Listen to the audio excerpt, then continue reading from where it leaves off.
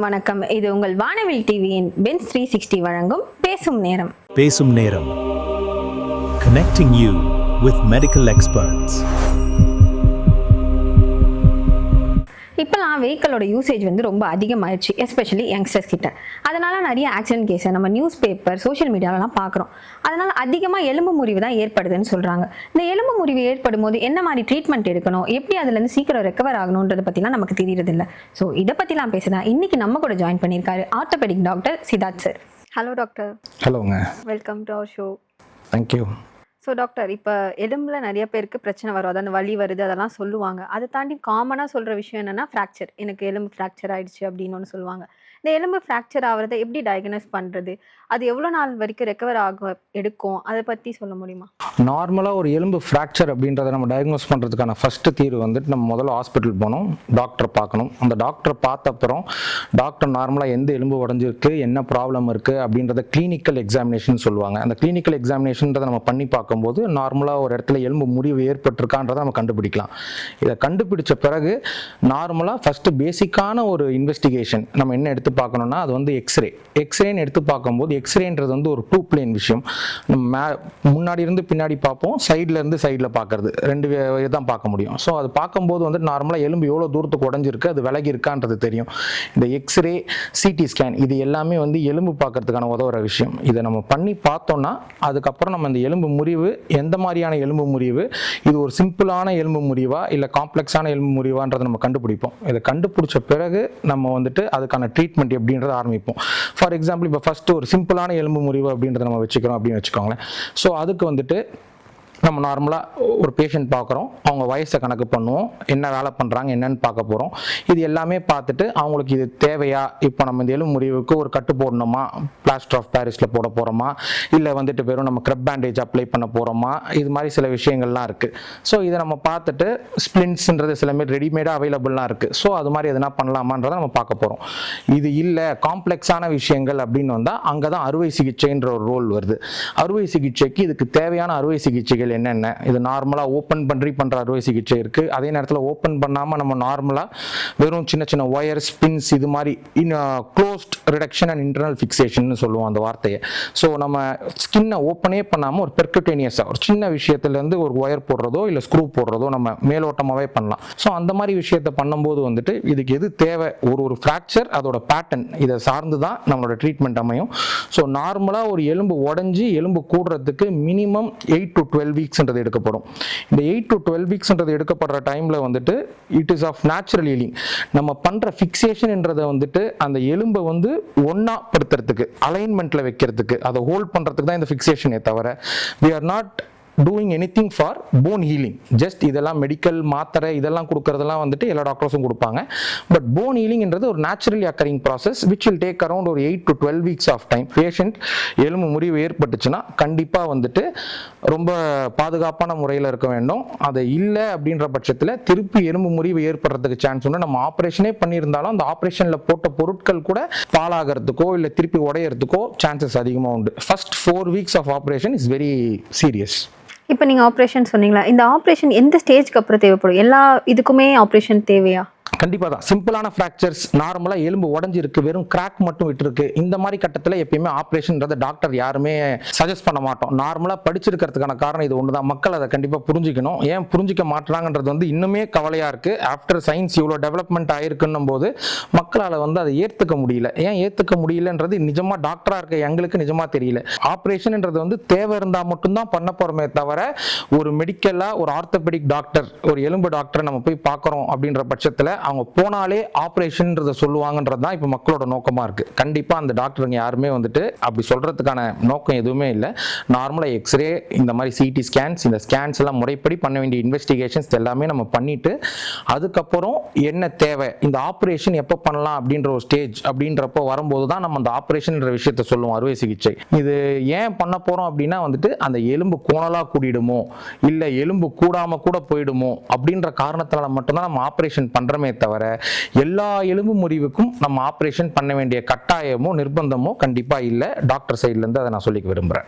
இப்போ டாக்டர், இப்போ ஒரு சும்மா இப்போ நடந்து போயிட்டு இருப்பாங்க, திடீர்னு விழுந்துருவாங்க, அப்போ ஒரு மாதிரி வீங்கிடும்னு சொல்லுவாங்க. அந்த மாதிரி வீங்கும் போது ஒருவேளை அது ஃப்ராக்சரா இருக்கும் அப்படின்னு பயப்படுவாங்கல்ல, அந்த வீக்கத்துக்கு நார்மலாக ஒருத்தங்க கீழே விழறாங்க, கீழே விழுந்தோடனே இன்னொரு சக மனிதனாக நம்ம பார்க்க வேண்டிய விஷயம் என்னென்னா, அடிபட்டுடுச்சா, பேஷண்ட்டுக்கு வீக்கம் வந்துருச்சா, கீழே விழுந்தவங்களுக்கு வீக்கம் வருது, எந்த இடத்துல வீக்கம் வருது, அந்த வீக்கம் எவ்வளோ தூரத்தில் வருது, எவ்வளோ நேரத்தில் வருது, இது எல்லாமே நம்மளால் கூட நின்று பார்க்க முடியும்.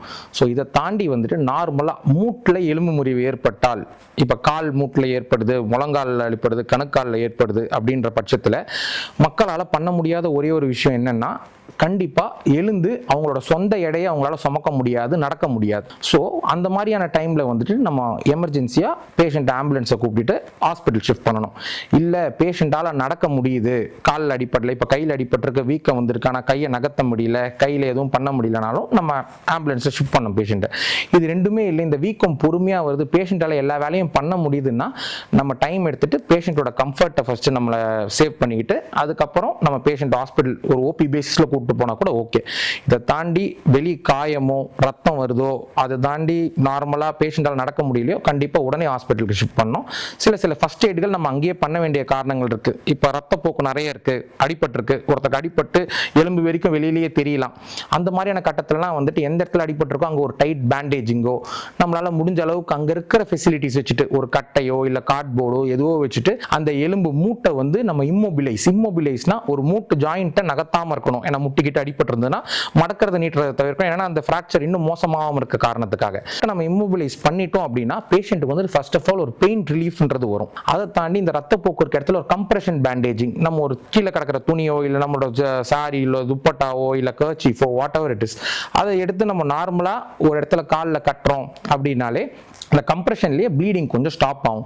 ஸோ உடனே நம்ம ஹாஸ்பிட்டல் ஷிஃப்ட் பண்ணோம்னா எமர்ஜென்சி பேசிஸில் அவங்களுக்கு என்ன தேவையோ, எந்த இடத்துல ரத்த குழாய்கள் எதனா அடிபட்டிருக்கா, இல்லை வந்துட்டு வெறும் தசையிலிருந்து வந்த ரத்தமா, இல்லை எலும்பு முறிவுனால ஏற்பட்ட ரத்தமா, மற்றபடி நரம்புகள் ரத்த குழாய்கள் எல்லாமே நல்லா இருக்கான்றதை நம்ம பண்ண வேண்டிய தேவையான இன்வெஸ்டிகேஷன்ஸ் பண்ணி கண்டுபிடிச்சி அந்த பேஷண்ட் உயிரை காக்கவும் சரி, எலும்பை காக்கவும் சரி, உடல் உறுப்பை காக்கவும் சரி, எல்லாத்துக்குமே வந்து இது ரொம்ப உதவும். இது வந்து எல்லா இடத்துலையும் டாக்டரால் பண்ண முடியாது, கண்டிப்பாக சக மக்களை நம்ம தான் பண்ணணும். அதை நம்ம எவ்வளோ சீக்கிரம் பண்ணுறோமோ நீங்கள் இன்னொரு உயிரை காப்பாற்றுறீங்கன்றது அது உங்கள் கையில் இருக்குன்றது தான் விஷயம். டாக்டர், இப்போ அதே மாதிரி நிறைய பேர் சொல்கிறது என்னென்னா, எனக்கு ஸ்பைனல் கார்டில் ப்ராப்ளம் இருக்குது, அதாவது சின்னவங்கலேருந்து பெரியவங்க வரைக்கும் சொல்கிறாங்க, முதுகு வலிக்குது, ஸ்பைனல் கார்டில் ப்ராப்ளம் இருக்குது, அது எதனால்? ஸோ இது நார்மலாக பேசிக்காக இந்த சின்னவங்க ரொம்ப யங் பீப்புள் வயசு கம்மியாக இருக்கவங்களுக்கு வர ப்ராப்ளம்க்கான ஒரே ஒரு ரீசன் வந்துட்டு அங்கே சுற்றி இருக்க மசில்ஸ், ஸ்பைனல் கார்டை சுற்றி இருக்க மசில்ஸ் வந்துட்டு ரொம்ப வீக்காக இருக்கும். ஸோ நார்மலாக நம்ம என்ன பண்ணுவோம்னா spine strengthening exercises, muscle strengthening exercises இது எல்லாமே நம்ம யங் பீப்புள் கொடுப்போம். நம்மளுக்கு ஒரு காசேட்டிவ் ஏஜென்ட்னா காரணம், அந்த காரணம் இல்லாமல் வர வழிகள் வந்துட்டு என்ன ப்ராப்ளம்னா நார்மலாக இது மாதிரி மசில் ப்ராப்ளம், சுற்றி இருக்க ஜவ்வுகள் ப்ராப்ளம் தான். இதே நடுத்தர வயதில் நார்மலாக இந்த ஐடி பீப்புள், அதே மாதிரி ஒரே இடத்துல உட்காந்து செடென்ட்ரியாக வேலை செய்கிறவங்களுக்கு முதுகு வலி ஏற்படும், கழுத்து வலி ஏற்படும். காரணம் நம்ம ஸ்பைனல் கார்டு நடுவில் டிஸ்க்ன்ற ஒரு விஷயம் இருக்கும், அந்த டிஸ்கில் வந்து வீக்கம் ஏற்படுற காரணத்தினால வர வலி தான் வந்துட்டு நடுத்தர மக்களான வலி. அதை தாண்டி வயசானவங்களுக்கு வர பிரச்சனைகள்னு பார்த்தீங்கன்னா எலும்பு சார்ந்த பிரச்சனைகளை வரலாம். ஸ்பைனல் கார்டு நடுவில் எலும்புகள் இருக்கும்போது அந்த எலும்புகள் ஆஸ்டியோபோரோசிஸ்ன்னு சொல்லுவோம். எலும்பு வந்து மாவுத்தன்மை அடைகிற காரணத்தினால, எலும்போட சத்துத்தன்மை ரொம்ப கம்மியாக வர காரணத்தினால எலும்புகள் நார்மலாகவே ஒரு சின்ன ஒரு ட்ராமா, கீழே வலிக்கு விழுறதோ, இல்லை வந்துட்டு நார்மலாக யாரும் ஒருத்தர் வேகமாக அடிக்கிறதோ, இல்லை வேகமாக எதனா ஒரு கட்டையில் வந்து யாரோ தட்டிட்டாங்களோ அப்படி இருக்க விஷயத்துல கூட அவங்களுக்கு அந்த எலும்பு உடையறதுக்கு கூட சான்சஸ் இருக்கு. ஸோ இது எல்லாத்தையும் சார்ந்து பார்க்கும்போது வந்து ஸ்பைனல் கார்டு இன்ஜுரி அப்படின்றது வந்து நம்ம சிவியாரிட்டி பிரகாரம் தான் ட்ரீட் பண்ண போறோமே தவிர எல்லா ஸ்பைனல் கார்டு இன்ஜுரியும் கிரானிக்கான இன்ஜுரியா அப்படின்றத வந்து நம்ம கண்டிப்பாக சொல்ல போறது இல்லை. ஸோ பேசிக்காக சிம்பிள்ல இருந்து கிரானிக் வரைக்கும் இருக்கு. இது எல்லாமே வந்து நம்ம உட்கார்ந்த இடத்துலயே பார்க்க முடியுமானா ரொம்ப கஷ்டம். ஸோ கண்டிப்பாக ஒரு மருத்துவமனைக்கு போகணும், எக்ஸ்ரே எடுக்கணும், ஸ்பைனல் கார்டில் எதனா பிரச்சனை இருக்கான்னு பார்க்கறதுக்கு எம்ஆர்ஐ ஸ்கேன்ஸ்லாம் பண்ணி பார்ப்பாங்க மருத்துவர். எம்ஆர்ஐ ஸ்கேன்ஸ்லாம் பண்ணி பார்த்து அதுக்கான என்ன தேவையோ அதை தான் சொல்ல போகிறோம்.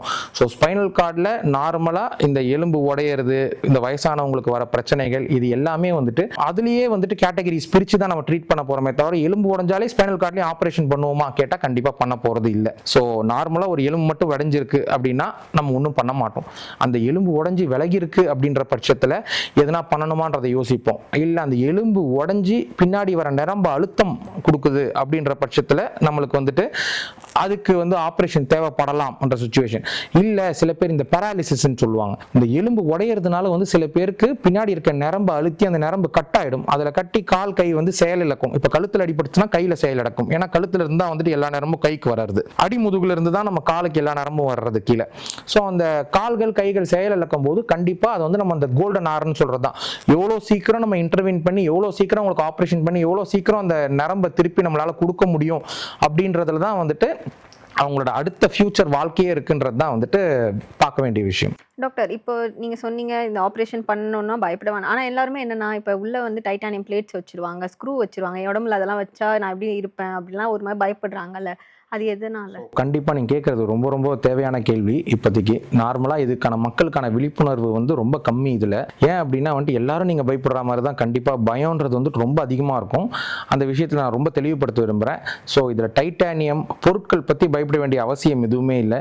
ஸோ நம்ம மோஸ்ட்டாக நம்ம யூஸ் பண்ணுற பொருட்கள் எல்லாமே வந்து நல்ல குவாலிட்டி பொருட்கள் தான் யூஸ் பண்ண போகிறாங்க. யாருமே வந்துட்டு ஒரு நம்மளை தேடி வர ஒருத்தரை போயிட்டு யாருமே கெடுக்கணும்னு யாருமே இது பண்ண போகிறதில்ல டாக்டர் வைஸ். ஸோ நம்ம நார்மலாக யூஸ் பண்ணுற பொருள் வந்து ஸ்டீல் பொருட்கள் இருக்கு, டைட்டானியம் பொருட்கள் இருக்கு. டைட்டானியம்ன்றது வந்துட்டு ஒசந்த வகையான பொருள், நார்மலா ஒரு உயர்ந்த பொருள் அப்படின்ற போது நம்ம என்ன பண்ணுவோம்னா அந்த டைட்டானியம் யூஸ் பண்றதுக்கு we are trying to promote. why? because நார்மலா நம்மளால அதை வந்து எடுக்க தேவை இருக்காது. இதுல வந்துட்டு சில பேஷண்ட்ஸ்லாம் வந்து எங்ககிட்ட கேட்பாங்க, என்ன கேட்பாங்கன்னா வந்துட்டு, சார் எனக்கு வந்துட்டு உள்ள எலும்புல வச்சோடனே அந்த பிளேட் வந்துட்டு தானா அப்படியே அப்சார்ப் ஆகி எலும்புள்ளேயே போயிடணும் சார் அப்படின்வாங்க. ஸோ நம்ம நார்மலா பேஷண்ட்டுக்கு சொல்லிக்க விரும்புறது என்னன்னா, ஒரு பிளேட்ன்றது உடம்புக்குள்ள வைக்க போறோம், அந்த பிளேட்டை எடுக்க தேவையில்லை. உங்களுக்கு வந்துட்டு டெய்லி நீங்க பண்ற ஆக்டிவிட்டீஸ்ல இல்ல திருப்பி ஏதோ ஒரு உடல் பிரச்சனை வருது, நீங்க ஸ்கேன் எடுக்கணும் இல்ல எக்ஸ்ரே எடுக்கணும் அப்படின்ற காரணங்கள் வரும்போது வந்து இந்த டைட்டானியம் என்ற பொருள் வந்து ரொம்ப உதவிகரமா இருக்கும்.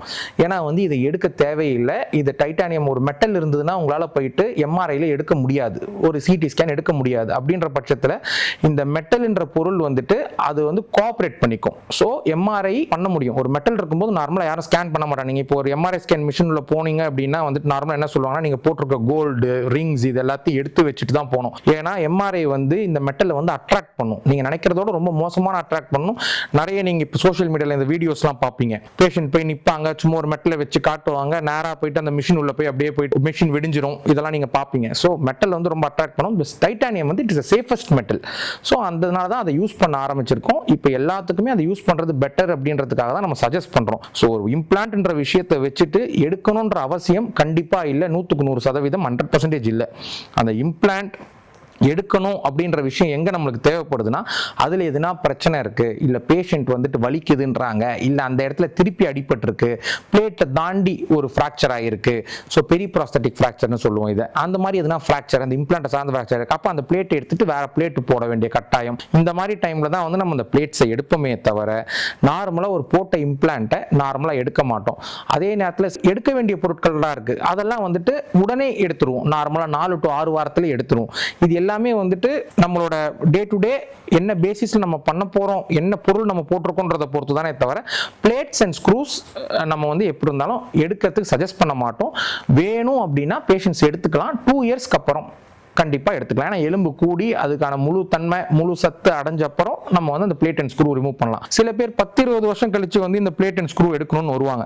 அப்போ நாங்க என்ன சொல்லுவோம்னா வந்துட்டு கண்டிப்பா ஒரு முன்னறிவிப்பு, அவங்களோட கன்சென்ட் இல்லாம நம்மளால அதை எடுக்க முடியாது. ஏன் அப்படின்னா அந்த பிளேட்டுக்கு மேலேயும் நம்மளுக்கு எலும்பு வளர்ந்துருக்கும், அந்த எலும்பை வந்துட்டு நம்ம திருப்பி உடைக்க வேண்டிய கட்டாயம் ஏற்படலாம், இல்ல எடுக்கும் போது அந்த ஸ்க்ரூ திருப்பி உடைஞ்சிடலாம். ஏன்னா 20 வருஷத்துக்கு உள்ளே இருந்திருக்கு, ஸோ உள்ள உடைஞ்சிடலாம், திருப்பி எலும்பே கூட உடையலாம். இந்த மாதிரியான கட்டாயங்கள்லாம் இருக்கு. இந்த மாதிரியான விளைவுகள் நம்மளுக்கு ஏற்படும்ன்றத நம்ம பேஷண்ட் கிட்ட சொல்லிட்டு அதுக்கப்புறம் நம்ம எடுப்போமே தவிர நார்மலா எதுவுமே சொல்லாம எடுக்க போறது இல்லை. ஸோ பேசிக்கா என்னோட அட்வைஸ் என்னன்னா, பிளேட்ஸ் எடுக்க தேவையில்லை.